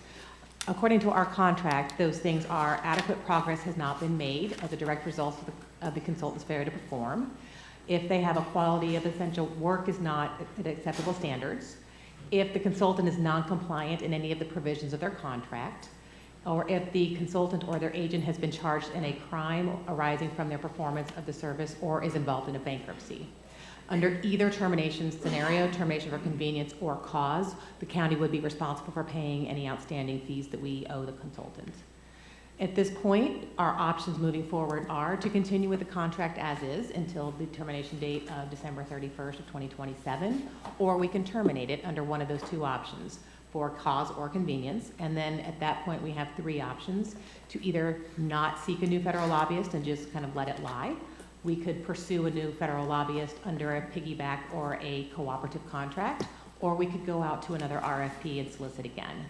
And those are our options. Any questions? Questions, comments? Sorry, I was doing something. Well, I had mentioned before, and maybe it's not fair to just base it on 1 year, but I didn't see a lot of help from them when we were in Washington. I have not reached out myself much, but I do feel that when Harry was with us, I had a lot more interaction. So, also, I know there was a bit of a fallout with our current lobbyist in the White House and affected their ability. I think my choice would be to go back to Harry. I guess it's not Harry, what's the firm? Pasco. My feelings were, I didn't see much out of the new federal lobbyist, the work that was done. It just seemed to not near be what we expected. And found out some things I didn't know before about our lobbyists that we had prior, that of the work they had been doing for us. I don't know that it ever highlighted very much up there, but he was doing much more than what we got this year, I think. So I would like to go back to the federal lobbyists we had before. Commissioner Yeager? Oh, I think he's made, sorry. Yeah. I will say, I mean, I like Terry's a great guy. He actually helped us with SAFER grants. But I will say with the new lobbyist, one of the reasons I wanted to pick him was his close relationship with the White House. And I've heard that it's not, and I still haven't got the information. You were going to get me some people to go talk to. I haven't got any information from you about going to talk to those people about what they have in the White House, government affairs. Oh, well, so that friend, so at one point, Mr. Cabal was talking about hiring an internal federal person, like similar to Ralph, but it'd be an internal federal employee, a person that worked on federal stuff. My friend, who runs one of the biggest in the world, said he would do that for help us, not to hire anyone internal. Not saying that we shouldn't have an external, but yeah. So I'm not sure if I explained that, because he was looking at hiring an internal federal. Right? What I was waiting for was the contact information to go talk to the person that you had up there in D.C. I haven't got any No, he lives information. here. Well, he also lives there, but that's for a different position. Yeah, what Commissioner Starkey is referring to, Yeah. is briefly entertain the idea of bringing in another intergovernmental affairs Yes. officer. You know, whether or not that's a right move or not, that remains to be seen. There was just, you know, kind of batting that idea around. So Commissioner Starkey brought these individuals up as potential folks that could assist us on an internal basis, but we would still require a external federal lobby firm to still do the work of the lobbyists. Whether or not we needed the additional assistance, that they could provide additional assistance to Ralph, perhaps during session. You know, there's federal things going on to provide just a surge in manpower if we needed it. That was really what the conversation was about. So, as far as surge in manpower, House is in session for 60 days plus 60 days of committee reports, et cetera. All year, if you listen to what's going on right now. Well, who knows? But if we're going to have, I mean, frankly, I've been waiting for things to develop with Public Works, et cetera, to try to go forward. And if there's nothing to ask for, then we didn't need one. And frankly, the past year, between what was going on up in D.C., still going on up in there, it's been hard to get them activated. I've reached out to them before about trying to help us with a 401 permit with the Army Corps, willing to help. We're going to bring another firm in that's an expert to help us, but hasn't happened yet. It might have happened now, but it's been a year on that, so that's on our end. Yeah. So if we haven't asked for help, how do you get help? So Agreed. I think it's on us. Asking them. Well, and so it's not the lobbyist's fault, it's just we haven't done it. In between what's gone on in DC, I don't think anyone could have done too much up there, has done too much up there. Because, well, with all the cuts going on, all the Doge cuts, et cetera, it hasn't been the prime year to go. I don't want to terminate and go rehire. If we're going to terminate, let's terminate, but I think we need to go work internally first to what we want to go do. Let's go get Ralph Lair up there, let him go work on this stuff for us and not have to increase our budget at all and just go that way. But to go bring on another lobbyist, when I just went to the lobbyist, when, as we just said, nobody asked for anything. Well, you can't get a lobbyist to help you unless you ask. We're much more engaged with the state than we are up there. And who goes up there? You and I, Commissioner Starkey. Well, and I do want to talk about that. We do need to go up again like we did for FEMA, Army Corps before. But I think what we need to be going, where we need to be going is FDOT, or whatever they call it up there. We have a couple of big grant asks that are coming for help with some of our roads. And listen, we're not gonna be able to build ourselves, we're not gonna be able to fix it ourselves. We have got to go up to Washington and start those relationship building. And Commissioner Long, they did that, it took them a couple years, but they went up, they made relationships, and they got their money. It didn't happen in 1 year, but they did it with Harry, but I agree with you. If we don't start being proactive ourselves, then we're throwing money out the window. We cannot hire somebody and then not use them. We have to have a plan, we have to go execute it. And we have to walk the halls, and we have to sit at those tables. So let me ask this question. Can we pause the contract for a few months until we put a plan together and decide what we want to do? No, It's sir, either that's end or not an not? option. Okay. All right, so as far as transportation goes, I'm going to bring this because I think it's something we need to look at. Our MPO that we have set up right now, we're pushing for city people to kind of run it. I think we need to change that, especially if we're going to be looking to a merger coming in. So I'm going to ask the two commissioners, actually three commissioners, actually border right along 41, where we've got our biggest house coming up. We got a both closest connection to Tampa. Are either of the three of you, Commissioner Yeager, Starkey, and Waitman, are you interested in serving as far as the MPO chair coming up?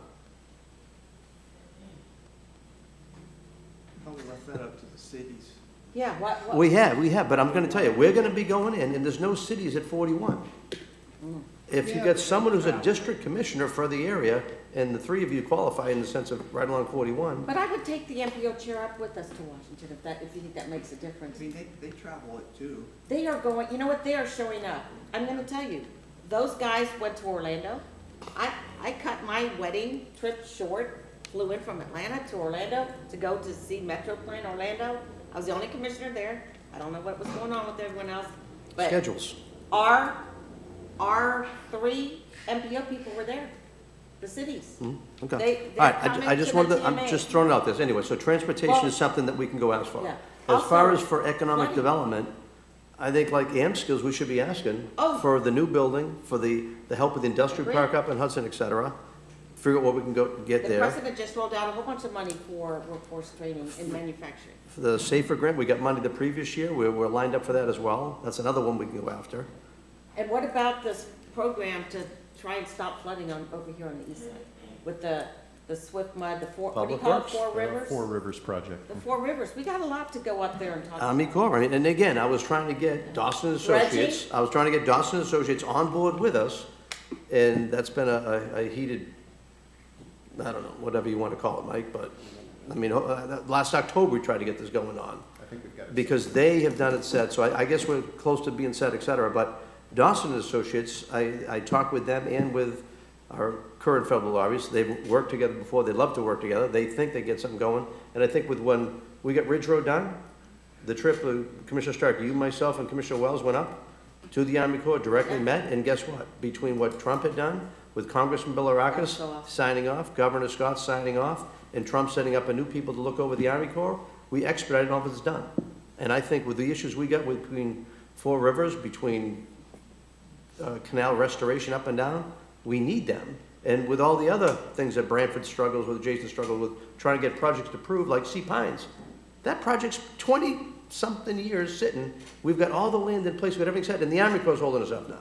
So we've got plenty to work on. There's a couple others. There's using the CDBG-DR money for an emergency operations center. There is, okay, when I'm chair of the federal committee at FAC. I went around, this was 2 years ago, when we went around, all the counties jumped in with me, Charlotte and Lee and some other counties were in with me.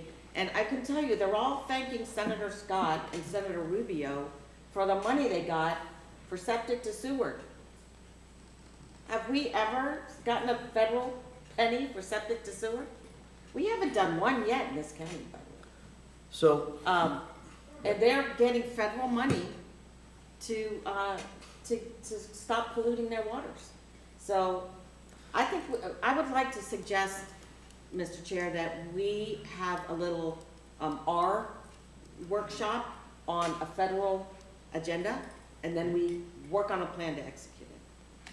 I'm good with that. I don't want to change right now until we've had that workshop and gone through it, because as I said, this dialogue is great.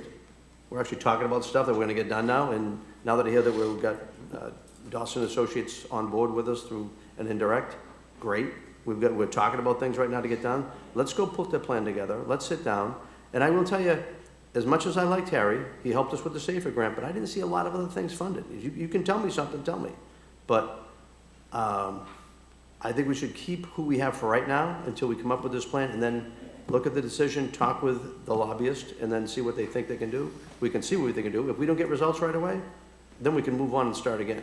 But I hate to see us lose when we did have that strong connection to the White House. I don't know how bad it is. And I don't think we should be talking unless we know for sure to what's going on, but maybe talking to your friend, et cetera. No. Anyway, so, all right, so we need a federal agenda. What do you want to do with the lobbyists? That's the next decision, if we want to make one. I'm indifferent. Yeah. I'm indifferent too. I'm happy to stay the course for right now until we put a plan together. Then we'll take a look at it. Do we have to make a decision today? No. Okay, you know what I will do is I'm gonna ask my contact. No. But I think you should talk to all of us. I mean, I definitely want to talk to him, but I think He's a very. share the information. I don't,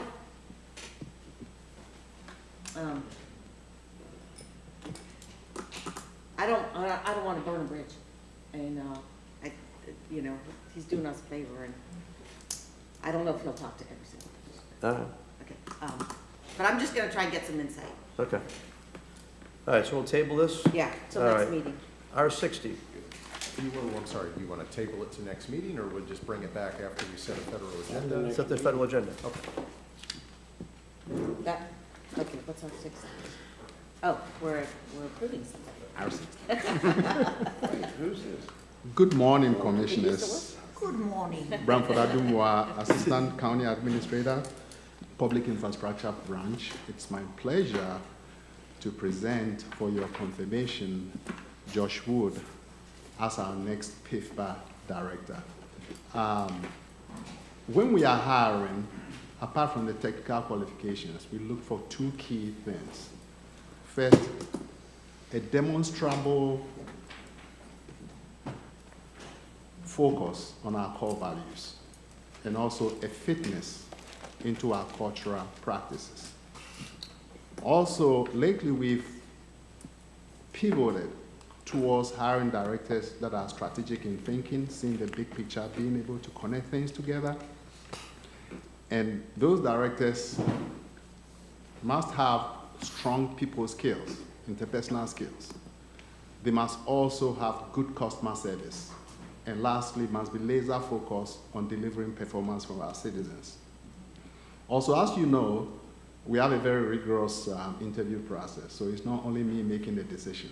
We have one group of directors from the branch, another group, key team members from that department, and then me. And the choice was overwhelming for Josh. And Commissioners, I'm proud to say we have our man here. I think it's going to do wonderful things for us. And with that, Josh, we'll have to say some few words. Right? And then you can pepper him with any questions. Great, thank you, Brantford. Honorable Commissioners, County Administrator Kovala, it's great to see you again. I just want to say thank you for the consideration. I have worked, lived, and played in Pasco County since 2006, when I started my family here. My son is currently at the recreation center right now, getting his last bits of basketball in before he goes back to class. I go to church here. This is my home. So it's a considerable honor to serve in Pasco County. I've been here before. I served in roles in this same department, and been responsible for some key initiatives around acquisitions for our water utilities and some of our big projects, and doing financial analysis along that same line. So it's a great honor. I'm excited about the leadership. I'm excited about the team, and it just feels like home. So just want to thank you for the opportunity, and I'll take any questions. Josh, I appreciate you wanting to come back. I know you did great work talking to the staff about how, when we had those acquisitions going on, so to get your expertise in here is greatly appreciated. I didn't know as far as your long-term standing in the community, but that just cements it even more. So if you do have a long career, to stay right here and continue to raise your great family, that'd be awesome. Thank you. I don't have a question. I just want to say welcome, and you're working under a great leadership there, and just congratulations and great success. And I look forward to working with you. Thank you. I look forward to it. Yeah, we have a motion. All in favor? No, I'm sorry. Move to approve. Got her all. I second it. That all right. We're going to hang on that for a little bit, a lot. That all I'll right. second that, so. I have a motion and a second. All in favor, say aye. Aye. Unanimous. Welcome, Joshua. Congratulations, welcome back. Congratulations. Thank you. All right.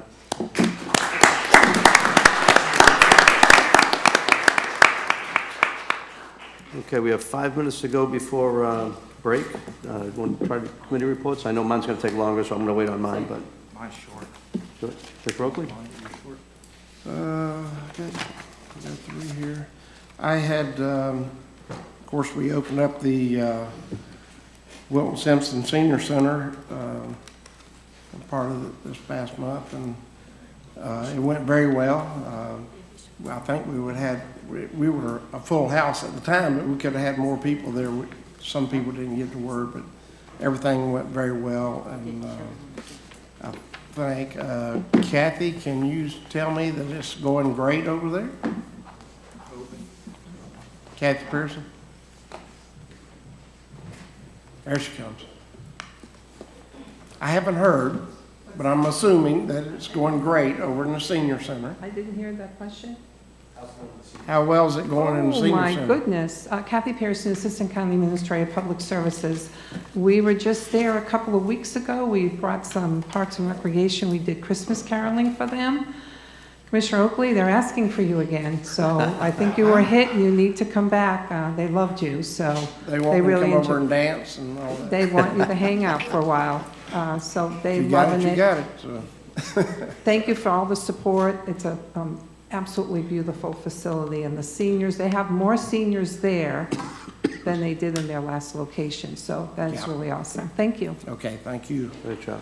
Then I went and spoke at the community meeting on, well, it calls it Jasmine, but it's actually 41 and I-75, that interchange for the employment issues. And I guess we only had room for 30-some people, but 72 people showed up for that meeting. For what intersection? What area?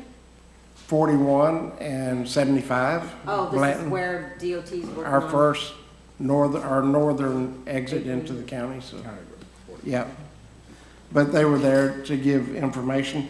The problem we had with some was a lot of people came that were not part of the community and were saying no to everything our folks were saying. But the fact of it is, we did gather some good information that what people really wanted, and very much so want to keep it in a rural nature to, in that and around that interchange, because there's no water or sewer out there right now. 4 or 5 years ago, when I got word of how much it would cost, it was $22 million to put water and sewer there. I guarantee it's way up more than that now. So, but that's the opportunities we have in store for us coming for that interchange, and that's really the last interchange to really start moving on some development around that interchange. The next, I was honored to be at the presentation of the first check for those that are the needy that went through the floods and got that money out to them. It doesn't seem like a lot of money, but it really helped them through a big issue, and this family really worked together to make it come to a pleasant ending for them, and they're still working on things in their home. But that was just the start of one. I would assume that some more checks have gone out since then, but very good program. Last thing I have is a pleasure to recommend Jennifer Trussing on the Commission on the Status of Women. I'm presenting her as a new person. Motion second. All in favor, say aye. Aye. Unanimous, go ahead. Okay, that's all I have. All right, we're at 12 o'clock, so let's take a break and we'll come back at 1:30.